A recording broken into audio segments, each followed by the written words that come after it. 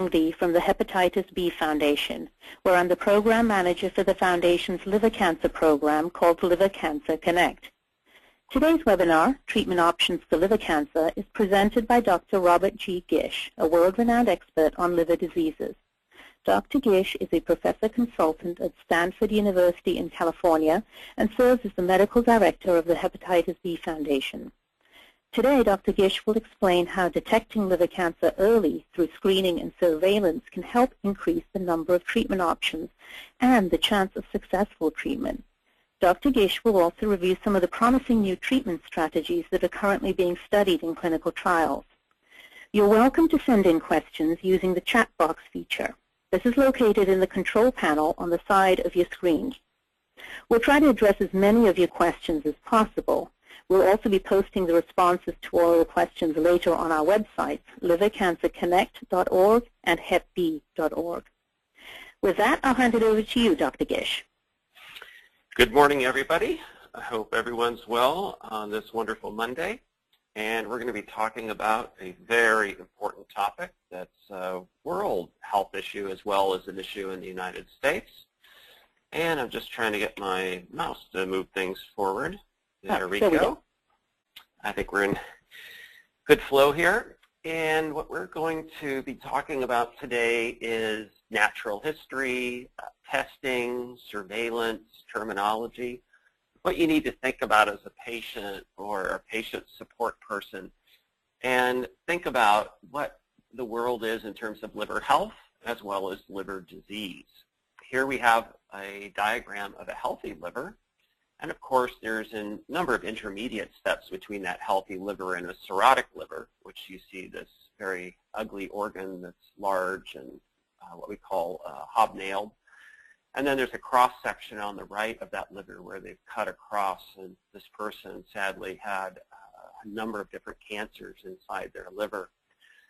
There are chemical signals, genetic signals that tell signals when to grow in a healthy manner, when to slow down or when to stop, and then when those signals are bad, the liver cells can grow in an uncontrolled fashion. And the classic setting is something like viral hepatitis. Of course, hepatitis B is #1 in the world in terms of causing liver cancer, and interestingly, hepatitis B causes liver cancer both through inflammation and causing direct liver damage, turning on and turning off different genes, and then it also goes inside the genes, the genetics of the liver cell to turn on and off genes that could control cancer or signal cancer. Cirrhosis is that term we use for scarring of the liver, and there are many causes of cirrhosis. Sadly, sometimes in the community, when someone says the word cirrhosis, they immediately link it to alcohol, but in the world, alcohol is a distinct small portion of the causes of cirrhosis and liver cancer. You don't have to have cirrhosis to be at risk for liver cancer, and that's most commonly if a person you know or if you have hepatitis B. But there are some other special settings that can cause cirrhosis without, can cause cancer without having cirrhosis. So work with your provider to determine if you are at risk, if you've got some type of chronic liver disease. That should be a discussion that would happen at least every 6 to 12 months with your regular appointments. And if you have liver disease, make sure you're getting regular appointments with a provider. And that is something that happens when people say, well, I feel well. So 3 or 5 years sometimes passes, and sadly, we may miss a cancer in those patients and have it diagnosed late. And let's see which of my controls moves these slides forward. I know there's a little bit of a delay sometimes, so I tried my page down. Oh, it looks like it's my right button that works. On this slide, we talk about what can lead to liver injury. Up in the upper left-hand corner, we're talking about viral hepatitis B or C or alcohol. We've mentioned that. Fatty liver is the emerging crisis in liver health and liver disease because of the obesity and diabetes epidemic. We'll talk more about that shortly.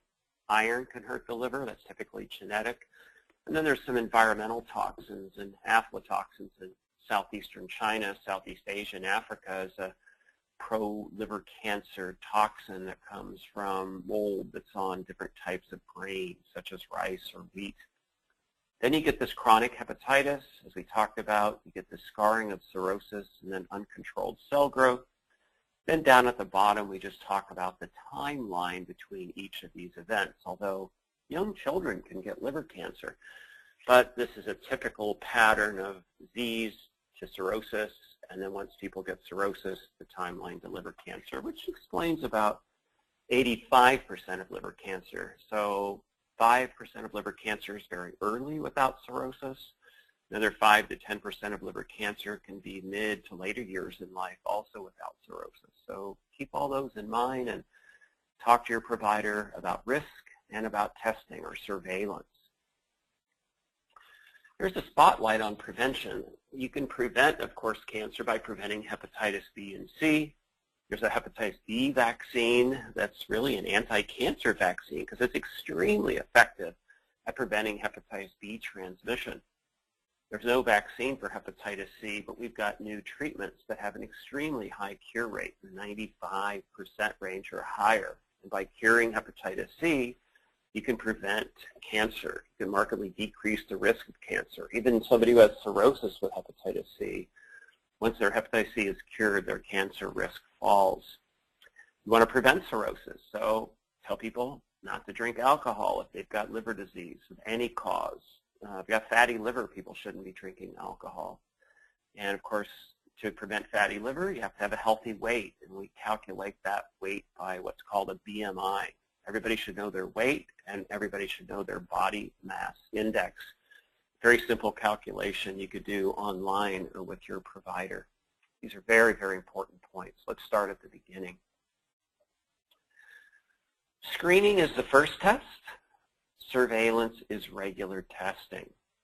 People with chronic hepatitis B, we have very specific guidelines and thresholds to do regular testing. Let's say I'm seeing a patient who's a 22-year-old person who's born in Africa, who's an immigrant or an African American with hepatitis B.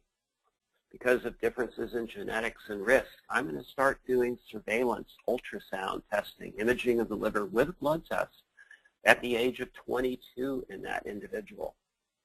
Let's say I have a man from Thailand who's 50 years of age. He doesn't have cirrhosis. His hepatitis B is under control, either through his own immune system or maybe the application of a medication. I'm going to start surveillance for that 50-year-old man. Actually, I started at age 40, but I'm just using this as an example. That age, even without cirrhosis, would start regular testing in those individuals. I believe we've shown compelling information that early diagnosis leads to better survival. Cure offer for many patients, either through transplant, surgical resection, or ablation. And this early detection also allows us to move through multiple options and also to treat the underlying liver disease. If a person has liver cancer and hepatitis B, we treat the cancer and we treat the hepatitis B. We work on nutrition. We try to decrease or treat fatty liver if that's in the background. We counsel them to stop alcohol. We might implement vitamin D supplementation, which many of us think decreases the risk of cancer or cancer recurrence. Statins to treat cholesterol actually have an anti-cancer effect. And of course, early cancer detection, because transplantation, liver transplants in short supply, we want to get them on a transplant list to maximize their chances of getting a transplant. It's an issue in the U.S. and an issue globally. Now, who needs liver cancer screening and surveillance? We always look to the AASLD guidelines. In Europe, there's the EASL guidelines. In Asia, there's the Asia guidelines. There's a number of different guidelines, and they overlap very, very well. And an example would be women with hepatitis B without cirrhosis. They're at risk for cancer, marked increase after age 50. Any hepatitis B patient with cirrhosis, you start surveillance with blood tests and ultrasound. If there's a family history of liver cancer, or maybe the family history is unknown, we're going to start liver cancer surveillance earlier.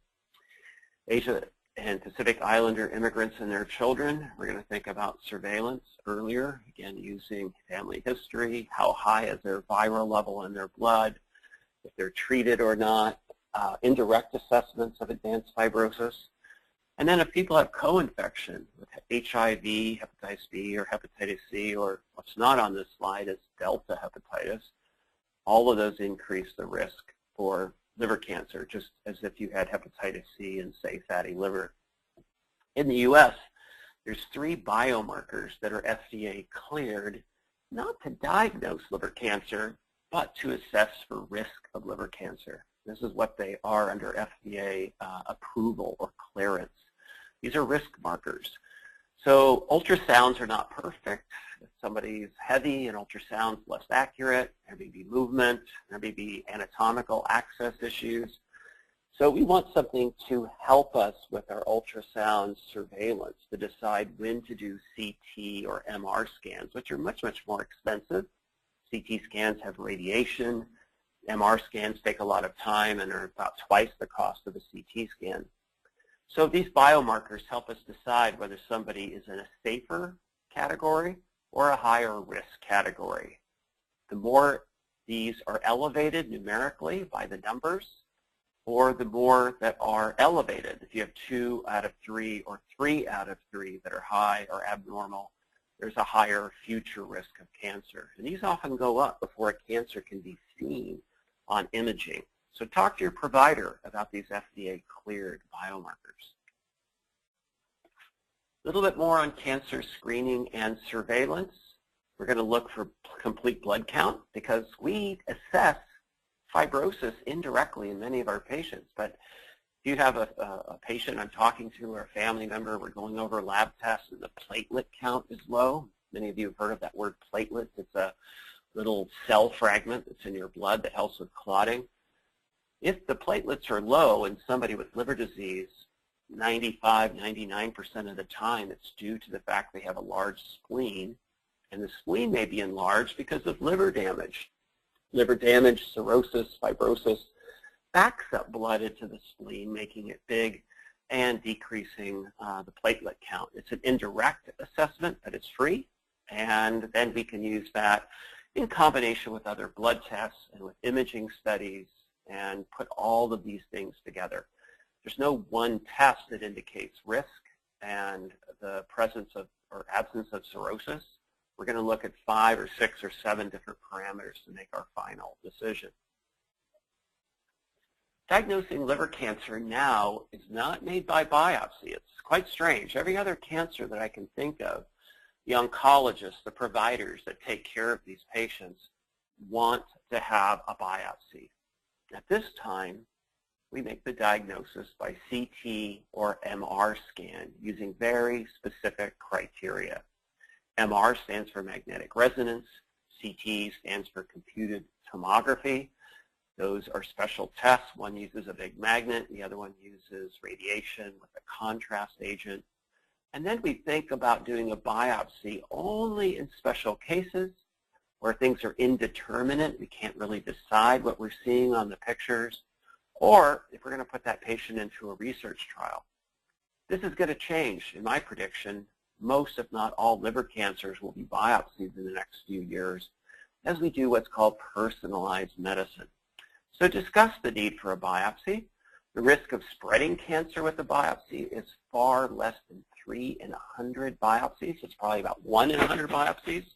And the risk of bleeding is quite rare. Of course, there are high-risk patients for bleeding with biopsy, but most patients, that risk is minimal and very, very small numbers. So we think soon the balance of benefit to risk will point us to doing biopsies in many, if not all, patients. But that's looking out into the future a little bit, not necessarily applicable today, but definitely talk to your provider about that question.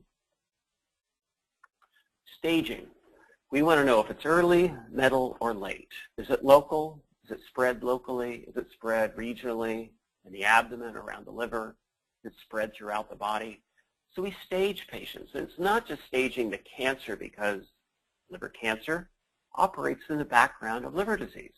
So we stage the liver disease. And most importantly, we're looking at a patient. We want to stage that patient in terms of how functional they are. Can they take care of themselves? How much symptoms do they have? What's their nutritional status? All of this overlaps into a multi-layered assessment to stage the cancer, but more importantly, stage that patient and their liver cancer and how they're interacting. And there's probably 10 different staging systems. The one we use in the U.S. is called the BCLC. It started in Barcelona, but we're now going to talk about something called TNM because it's so simple. 1, 2, 3, 4. 1 is a small liver, one small part of the liver. 2, several tumors that have spread potentially to local blood vessels. 3, tumors that have spread to nearby parts of the body around the liver. And 4, distant cancer. So talk to your provider, talk to your patients, families, your support about these scoring or staging systems and think about how that's going to interact with what you decide to do next with your provider, with your life, with your cancer. Now we're going to move to the next phase of this presentation called managing liver cancer. An individual treatment plan has to be established for every patient. Liver function, AST and ALT are not liver function tests.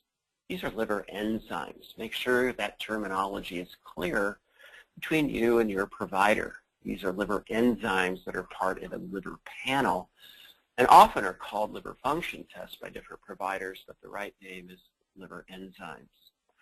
The best liver function tests are bilirubin, which is a chemical that makes your eyes yellow if it's high, albumin, which is a protein that if it's low, you get swelling, and finally an INR, which is a coagulation test.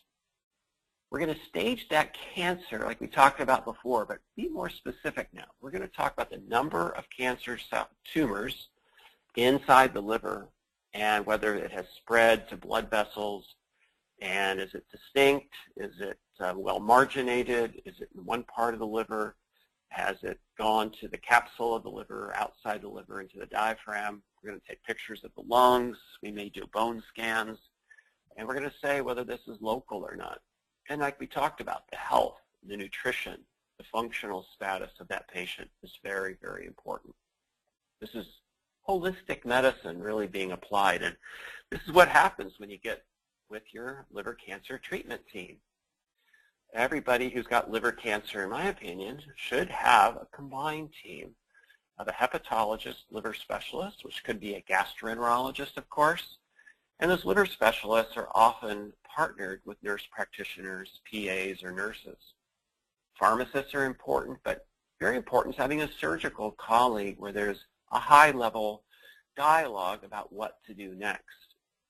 You want a surgical team that's not too conservative, but not too aggressive. And that surgical team has to be partnered with an anesthesia team and an ICU team that can really help take care of that patient.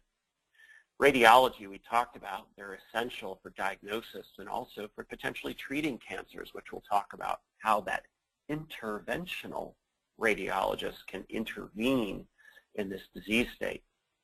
The medical oncologist that's got a special interest in liver cancer is an essential part of the team. We partner with these experts all the time, and they have a lot of input. They have clinical trials. There's just so much that can be gained by having this very dynamic interaction. Radiation oncologists are also occasionally used in our patient management. Liver transplantation is the best way for early cancers to result in a cure. It has to be a tumor, single tumor less than 5 centimeters, or up to 3 cancers, with the largest of 3 cancers being 3 centimeters. Once you get outside these parameters, the chance of the cancer coming back goes up markedly. And so you know we have only about 6,000 livers per year, and we have about 35,000 people with liver cancers each year. That's why we have this heavy focus on prevention and, of course, treating the underlying cause of the cancer once it occurs. We're trying to prevent the cancer by suppressing or curing virus or stopping alcohol or getting people to lose weight. Orthotopic transplant is using a healthy liver from a person who's recently died or using part of a healthy liver from another living person. place where I work at Stanford does live donors in both children and adults, and I think this is an important tool, not for every center to perform, but every time a patient needs a liver transplant, live donor liver transplantation needs to be discussed with that patient as an option. Surgery? Yes, we can cut out the cancer, but remember, we're not cutting out the rest of the diseased liver. So there's a background environment where cancer can recur or occur in that remnant liver. To go through surgery, you have to have good liver function, and this means early cirrhosis, and we're going to treat while we're waiting for surgery or setting up the surgery, suppress that hepatitis B or C and try to get that fatty liver at least partially treated or reversed. The surgeons have gotten much, much more aggressive recently with managing liver cancer surgically because of advanced surgical techniques, and they can treat the tumor, shrink the tumor through some of the things we're going to talk about next, and bridge back to surgery. Just imagine you've got, you or as a patient, or you know somebody who has severe hepatitis C, but we cure the hepatitis C. The liver function gets better in 2 or 3 months, and I've seen this happen frequently. Suddenly, somebody who was not a surgical candidate becomes a surgical candidate. So these are all important discussions and to rediscuss on a monthly or 2-month basis. And I'm going to guess really at this time 1 in 7 patients with liver cancer is resectable, but I think that's going to increase to about 1 in 3 in the next 2 to 3 years with our advances in treating hepatitis C, curing hepatitis C, improving liver function. What about localized treatment? You find these smaller tumors early and you're waiting for a transplant, or you're not sure that you want a liver transplant, and maybe you've got something else that might be a contraindication to a transplant, a reason you can't get access. And these are different methods of putting probes or catheters inside the cancers and heating them, cooking them, or delivering embolic material, which cuts off blood and oxygen, or can deliver chemotherapy or radiation therapy right inside the tumor itself. And in early tumors, some of these are actually curable. They're equal to surgery. So we really think about that. And I really want you to have an in-depth discussion about the size of the cancer if you have a cancer, or know somebody that you're supporting that has a cancer, and talk about a staged procedure. You can imagine that one could go in through the artery, shrink the tumor maybe by 80%, come back with a thermal catheter or probe, heat up the rest of the tumor, and suddenly you've got a tumor that is actually shrunk by 95 or 97%. But let's say there's still a little bit of cancer left. During this time, you've treated the hepatitis C, the bilirubin has gone from high to normal, the hepatitis C is cured, the platelet count has gone up, the varices, these are veins in the esophagus, have disappeared. Suddenly, going back to the surgeon may be an option to talk about resecting that cancer. Here is a diagram of an RFA or microwave probe. You stick that into the tumor, you turn on a button, and it heats up the tumor from the inside out, cooks the tumor, and this has minimal risk of bleeding or spreading the cancer. And believe it or not, in smaller tumors, this is a very important point, can result in a cure. Now, I talk to my patients, the chance of this curing their cancer might be 1 in 5 or 1 in 6. But while they're waiting for a transplant, or maybe they're not a transplant candidate, that's a huge number when they've gone from a 0 cure rate if there's no intervention. Pain and bleeding can happen. They're usually early, they're minor, and tumor tracking or seeding is also very rare. This is considered frontline therapy, standard of care for specific patients. Tumor size specifically, we'd like to have less than 5 centimeters, preferably in the 2 to 3 centimeter range. And remember, an inch is a little over 2 centimeters. So a tumor that's an inch or inch and a quarter would be ideal for this in terms of a single therapy.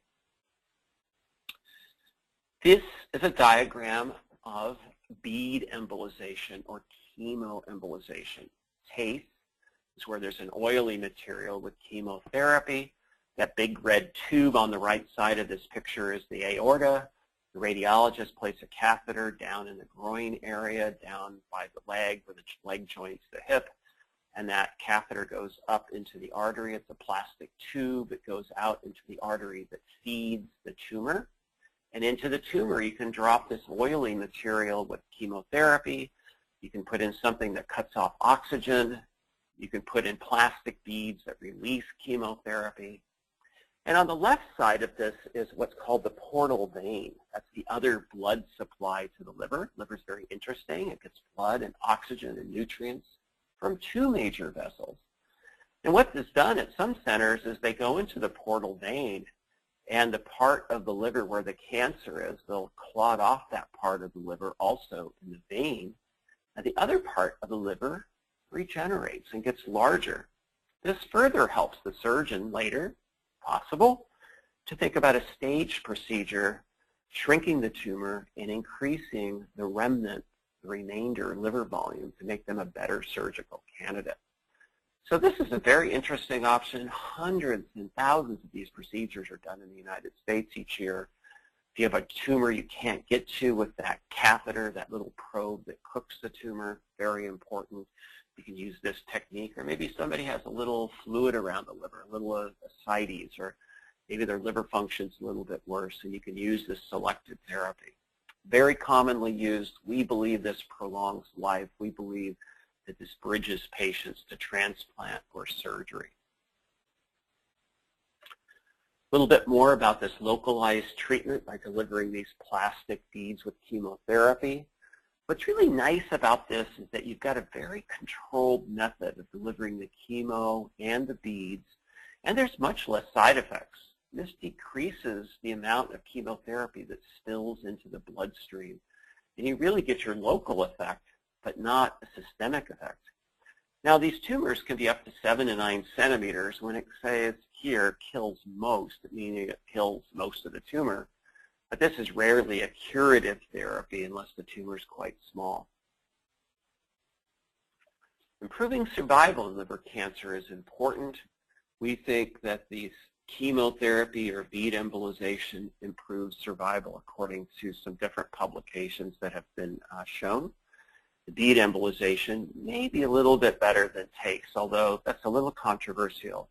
We know there's less side effects, it's more controlled, and that's why many and most centers use beads over chemoembolization, although a number of centers still use chemoembolization using what I call microfine catheters, and in selected patients, TACE may be better. So that's a discussion between the provider team, the patient, and importantly, the interventional radiologist, who I said before is one of the 4 or 5 wheels on this car, this transportation we're taking to better survival for liver cancer. A little bit more on localized therapy. Radiation therapy can be beamed externally into the cancer. Also, there's a transarterial bead. You can deliver plastic beads or glass beads with radiation therapy. And we are finding both of these to be useful, again, in selected patients. TARE is very useful in patients with large tumors, especially if there's blood vessel invasion. Targeted therapies.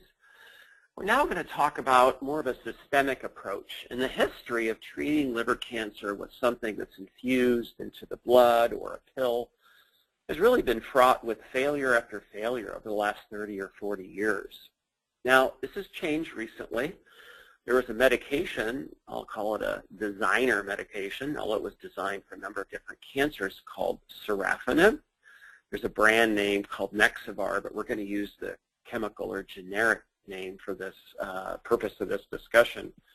And this comes into the body, gets delivered to different parts of the body, but heavily focused on the liver cells, and targets those liver cancer cells, and blocks 3 different pathways in that cancer cell promotion.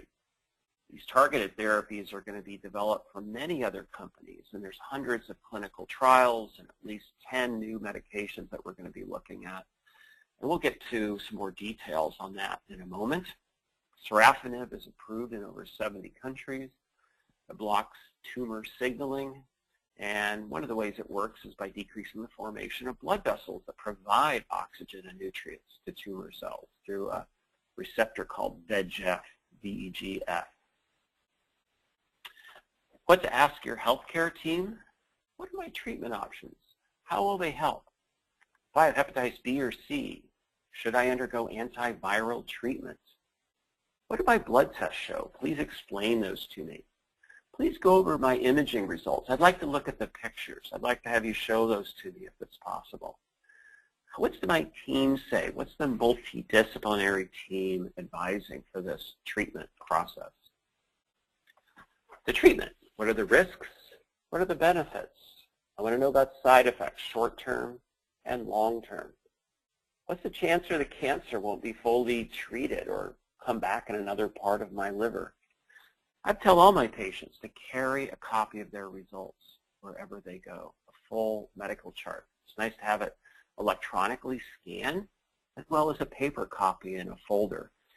Patients come in for an appointment and they say, you should have my results. And I find I don't have any results because the fax system's down or there was a delay getting it to the electronic medical record. So take that level of responsibility for your care, your family members' care, and get copies. You go get an x-ray, get a disc, get an MR, ultrasound, CT, get it on a disc. Carry that with you, and you can offer that to providers that you see, but ask for those records back, the disc back. Life after treatment. We are focusing on prolonging life, curing cancer potentially, improve quality of life, or at least not making quality of life worse. You may have side effects of these different treatments. We talked about sorafenib. It definitely has side effects to the skin or GI tract with fatigue. Stay active as best you can, even if you're tired. Try to get some exercise 3 to 5 days a week, even if it's a light exercise. Eat frequently. It's interesting with cirrhosis that eating 5 or 6 small meals a day is much better than 3 large meals. Lower fat diet is easier to digest. You need protein. Call that 100 grams of protein a day, and you can calculate that. Coffee and tea are very safe, and actually, interestingly, are probably the only plant-derived substances that are good for your liver, anti-inflammatory and anti-cancer. So instead of taking milk thistle, go to Starbucks or, one of your local coffee shops. Green tea has some of these anti-inflammatory and anti-cancer chemicals as well. Be compliant with your medical follow-up. Ask questions. Take notes. What about a general wellness plan? Work with your primary healthcare provider. Work with your nurses and NPs and PAs. All very important part of these teams. And if you've got cancer, your cancer testing or disease testing in your family should take place as well. And here's a website where you can get more information about liver cancer. A little bit more information to go here. We're moving through our presentation, getting close to the Q&A. And trying to get the slides to go forward. Let me see if I can get those to advance. I don't know if the team could maybe help me. Oh, here's a little bit more. Thank you. Medical follow-up visits we talked about. Follow-up imaging typically every 3 months. Blood tests every 1, 2, or 3 months, which you should continue for years after surgery or liver transplant on a regular basis. Keep your health insurance.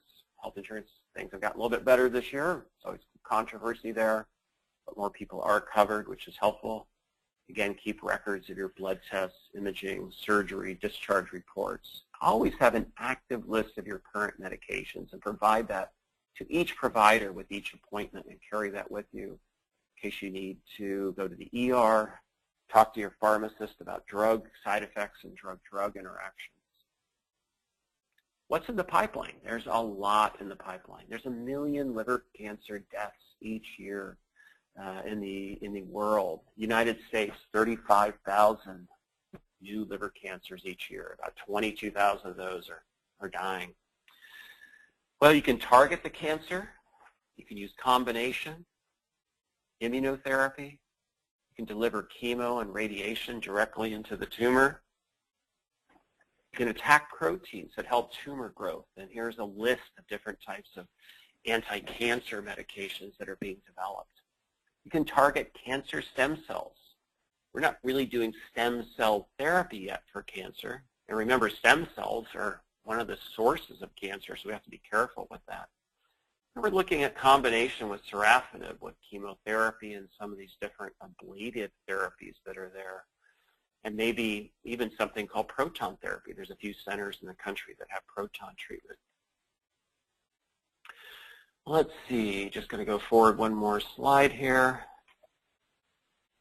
Looks like the slides are a little bit slow. Immunotherapy, these are immune system tools that kill cancer cells. We think that cancer suppresses the immune system. It doesn't depend on liver function. You boost or enhance your inherent immune responses. We believe this can be combined with ablation. It's in research right now, but we think this is going to be one of our powerful tools.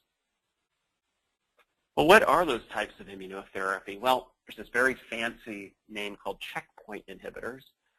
Some examples of those are enhancers of what are called, or block what's called PD-1 or PD-L1, which reboosts the immune system. There's cancer vaccines that directly encourage the immune system to attack proteins that are on the cancer cells or targets that are on the cancer cells, which may be modified proteins, what are called glycoproteins that are there.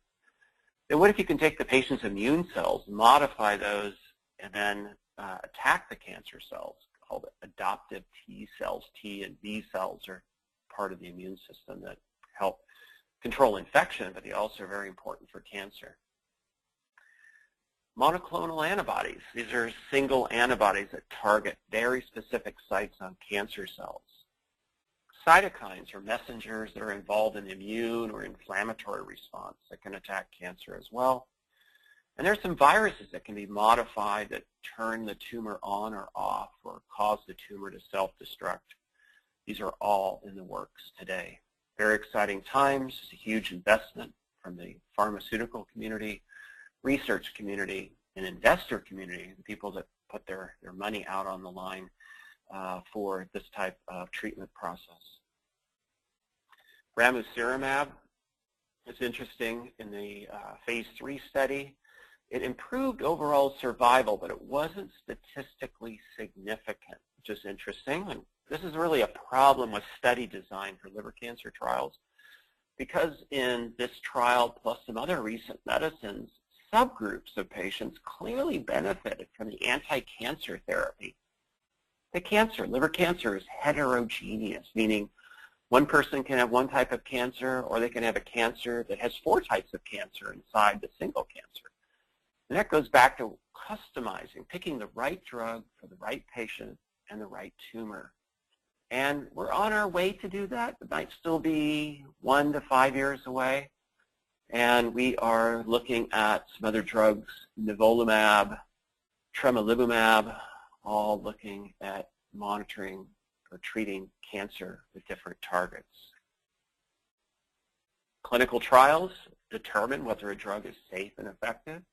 I encourage all patients with liver cancer to discuss clinical trials with their providers.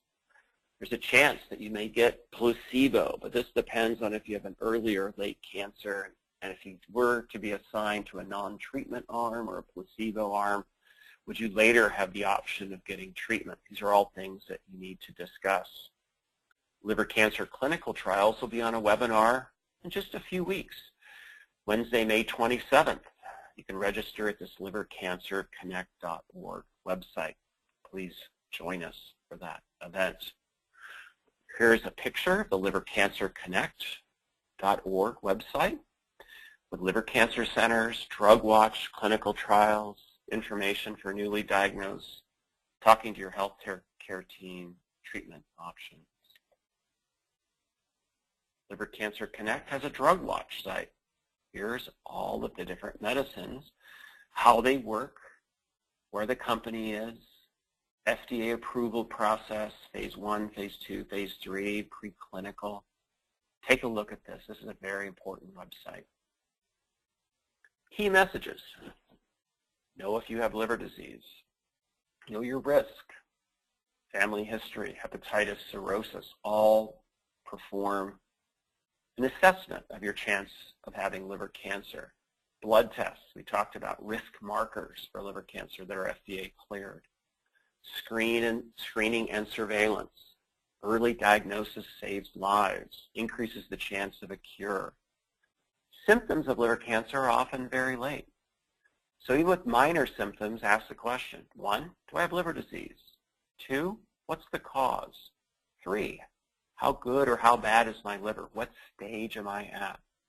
And then 4, you have liver disease, in my opinion, everybody needs a baseline imaging test, at least a full abdominal ultrasound.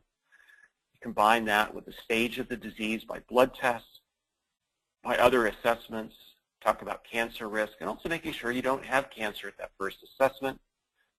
There is evidence of something abnormal on an ultrasound. Moving to a CT or MR scan is critical to help make that diagnosis. And as we talked about, discuss a liver biopsy, a tumor biopsy to see if that's needed. There are many treatment options. There should be a treatment team, clinical trials for liver cancer. It's time now for Q&A, and I'll turn this back over to Anu and the team. This is the Liver Cancer Connect project. I want to thank the Hepatitis B Foundation and all of our supporters. And we can go into Q&A now and see what are pressing issues, key questions that you may have. Thank you, Dr. Gish. That's a very informative webinar. And we did receive some questions, and I'd like to run through as many of them as possible with you. For the first one, how long can you afford to wait for an appointment to see an oncologist? Do I have to see one immediately, or travel to an expert, or go to a well-known cancer center? So if a person's been told that they have liver cancer because of the urgency of intervention, the anxiety that a patient's family and support system may have, I think you should be seen within 10 working days. So if you're diagnosed on a Monday, you should have an appointment with a liver cancer expert by the following Friday at the longest. There's really not much reason to wait longer than that, and it'll lead to further delays because usually there's more testing required. So really put pressure, less than 2 weeks, 10 clinic days, 10 working days or less. Okay. Another question. When should I get a second opinion, or should I get a second opinion? Well, let's say that you live in rural Oklahoma and you're being taken care of by a local oncologist, and you ask the oncologist, how many liver cancers do you see a year, or do you take care of each year? If that person says between 1 and 5, I think it's very reasonable to get a different opinion, to get a second opinion from somebody. You really should be working with somebody that's managing at least 10, preferably 50 or more liver cancers per year. Same thing with a gastroenterologist. If a gastroenterologist diagnosed the liver cancer, how many do you see each year? How many do you work with oncologists? It's really hepatologists now that do the lion's share of liver cancer management in partnership with specialty liver oncologists, liver cancer oncologists. And that, to me, is the magic combination. We have to have supplements by highly skilled surgeons that have excellent bedside manner, as well as operative skills, good judgment, not to push things too far, to take too high a risk with patients, yet still provide the highest level of care. And of course, we've got our interventional radiologists, just our regular radiologists who help with the diagnosis. So you're going to get these at liver cancer center teams, typically with liver transplant centers is the most common, but there's other places. I work in Las Vegas and Reno, which don't have liver transplant programs, but they've got very skilled liver cancer management teams. So seek those people out, seek those centers out, very important. Okay. We have a question here about biopsies. You mentioned that diagnosis is done by imaging, but then biopsies are used to confirm a diagnosis. Is a biopsy safe, and is it necessary? We perform liver biopsies now in less than 5 out of 100 liver cancer patients. We don't use them to confirm cancer. We confirm cancer with imaging in 95% of patients. 5% of patients have indeterminate imaging tests. I'm being general here. It might be 7 or 9 or 4%, but it's a small number. In those indeterminate cases, we move to biopsies. We're also doing biopsies to get patients into new clinical trials where we have targeted therapies where we need biopsies on a research basis to do personalized medicines. So biopsies are important to discuss. They're important to apply in special situations. That should be a team decision with the provider team and the patient and the patient's family. The risk of bleeding or pain or spreading cancer is very low in most patients. There are high-risk patients for those, but most patients, the risk is very, very low. So that should not be a major deciding factor whether to have a biopsy or not. Will it change management? That's the question. Okay. I have a question here about the surgery or resection. If my tumor has been removed successfully, does it mean I'm no longer at risk for liver cancer? And how long am I followed up? Surgery results in a cure, a 5 to 10 year cure in less than 30% of patients. The inverse of that is 70% of patients or more who have a surgical resection, cutting out the tumor, the cancer will come back in less than 5 to 10 years. To decrease the risk of the cancer coming back, you have to treat the underlying disease, the hepatitis B, the C. Stop drinking alcohol if you're an alcoholic. If you're obese, if you're fat, you lose weight, treat the fatty liver. But cancer comes back after resection in the majority of patients. These biomarkers I mentioned help determine the risk of post-resection recurrence. In some people, the cancer comes back, then they're moved to transplant, or they're moved to other types of ablative therapies. So a person can move through 3 or 4 different types of therapy to prolong their life. Cure with surgery is in a minority of patients. There are exceptions. The smaller the tumor, the better the liver health, the higher the cure rate. Okay. Now a question about viral hepatitis. If I have chronic hepatitis B or C and I'm diagnosed with liver cancer, do I have to be treated with antiviral agents first, or do I have antiviral treatment along with the treatment for the cancer? You start the treatments at the same time. You get on that hepatitis C drug as soon as possible. Same thing with hepatitis B. Hepatitis C right now is a little sad. The insurance companies have put up huge barriers to accessing these hepatitis C drugs because, well, they didn't see the semi-truck coming down the highway. They were sort of, walking out on the freeway and not thinking that there's any, new treatments coming, and they didn't budget for the cost of that treatment. So it's quite an interesting situation. But the final answer, treat the B, treat the C immediately as you're considering other steps and other options, okay? Okay. And would I then have to be on lifelong antiviral therapy? For hepatitis C, there's a cure. So it's 12 weeks for most people. For hepatitis B, it's indefinite. Okay. And you talked about the sorafenib, the targeted therapy. Can that be used in all patients, or which of the patients that it's used in? It is used in patients with unresectable cancer, most commonly when they're not candidates for these other ablative procedures, either the heating of the tumor or the therapy through the artery, and definitely used in patients with cancer that's spread outside the liver, metastatic disease.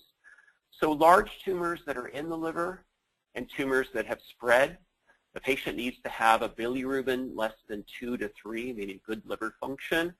It should be in good health and nutritional shape. The medicine does have side effects. Diarrhea, fatigue, and a skin reaction are the most common. And about a third of patients, in my experience, who take sorafenib have quite a profound response. You never know until you treat people. So number one, a third tend to fall off therapy due to side effects. Another third don't respond because their tumor is different than what sorafenib targets. But a third can tolerate the side effects and can get extensions of life that I have seen go out as long as 30 months. It's quite interesting with this medicine. But I offer it to everybody if they fit the profile. I look for that third that have that profound benefit. Okay. Now on to the immunotherapy. Will immunotherapy drugs have fewer side effects, or will they be less toxic than what's currently available? We don't know. This is all about clinical trials and profiling patients in those clinical trials. So let's say we're going to look at that information as it emerges, as these drugs get the FDA approval. I hope they're less toxic, but until I see the phase 3 studies, I just don't comment. Okay. And some immunotherapies can't be used in people with chronic hepatitis B or hepatitis C. Why is that? Well, we actually don't know that. These drugs that I call PD-1 or PD-L1, these are drugs that are checkpoint inhibitors that modulate the immune system. They may actually have an antiviral effect. The companies are being cautious with those medicines, making sure they're not causing flares of liver disease as the immune system turns on the cancer. It may turn on the virus and cause liver damage, but we don't know about that yet. It's a wait and see process. We're going to have to see. But the companies are very interested in these immunotherapies, potentially to fight hepatitis. Oh, wow. And one final question about standard chemotherapies. Why doesn't that work in liver cancer? Well, you have to give these high doses. They spill out to the entire body. And because you can't target the chemotherapy right into the tumor, you end up causing damage to the heart or bone marrow or other parts of the body. So targeted therapy that gets delivered to the liver, targeted therapy that's specific to liver cancer tumor changes, the abnormalities in those liver cancer cells, is really the future. And this is what's happening across all cancers: lung, melanoma, breast, every type of cancer. We're targeting what's wrong in the cancer, not necessarily just the cell type or the tissue where the cancer came from. Okay. And we have one final question about transplant. What are the chances of a cure with transplant? If a person gets a liver transplant and they fit that criteria, up to 5 as a single tumor, up to 5 centimeters, or up to 3 centimeters as up to 3 tumors, there's an 85% chance of being alive at 5 years with no cancer. It's a really, really good long-term survival with liver transplant. Selecting the right patient, good patient management, being in an expert transplant center, you put all that together, there's an excellent 5-year survival. That's what I think it will look like in the next 5 years. Oh, good. I don't have any other questions here. Do you have any other points that you'd like to make, Dr. Gish, to point out to, or some key takeaways? Well, I think it's screening for liver disease is essential. Getting into an expert that manages liver disease, which might be a primary care provider, NP, PA, does not have to be a hepatologist at a transplant center. Staging liver disease, finding out who's at risk, doing regular surveillance, calling people back. But the patients need to take a responsibility in that testing process. If they're told to come back every 6 months, they need to call and make that appointment, make sure they get the right blood tests and scans done. They need to be a partner in their own health, in their own surveillance. Once you have cancer, work with an expert team of liver cancer specialists. Very, very important to have that take place.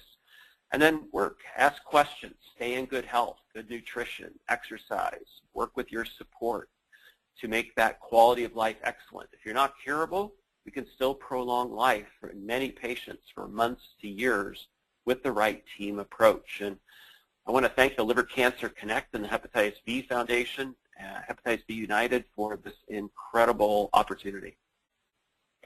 Thank you, Dr. Gish, for a very informative webinar, and we hope that you will all also join us in our other two webinars. We have one coming up on May 27th, as Dr. Gish pointed out. It's clinical trials in liver cancer. That'll be at 1:30 U.S. Eastern Time on May 27th. And then our third webinar will be support services for families facing liver cancer. It'll be on Wednesday, June 3rd at 1:30 p.m. U.S. Eastern Time. You can find the times, dates, and registration links for those webinars on livercancerconnect.org and hepb.org.